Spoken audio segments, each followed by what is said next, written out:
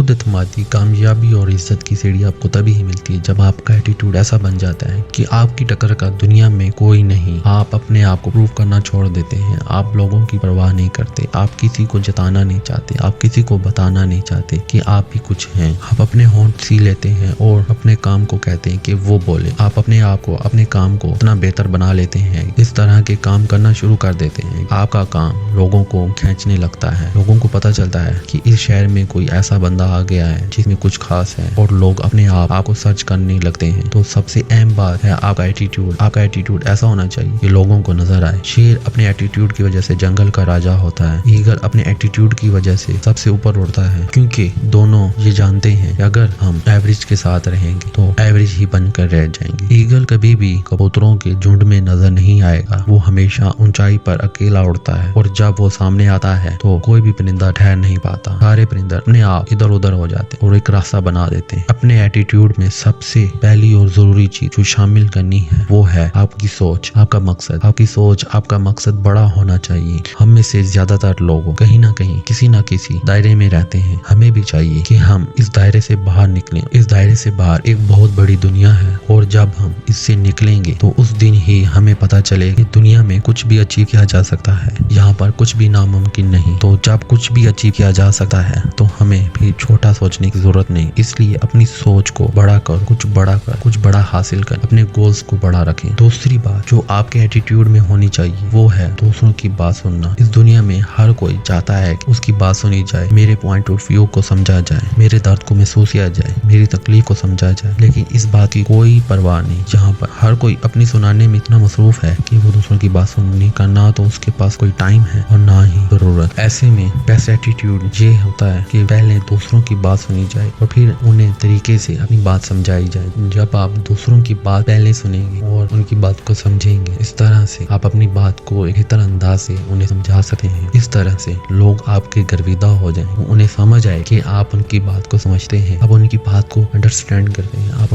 आप उन्हें बोलने का मौका देते हैं, आप उन्हें सुनते हैं। क्योंकि आज के दौर लोगों को सिर्फ अपनी सुनानी है, सुनने वाला कोई नहीं। तो आप वैसे बनिए, लोगों की सुनिए। क्योंकि एक बहुत मशहूर मिसाल है कि सुनने वाला ज्यादा इल्म हासिल करता है बनिस्बत बोलने वाले से।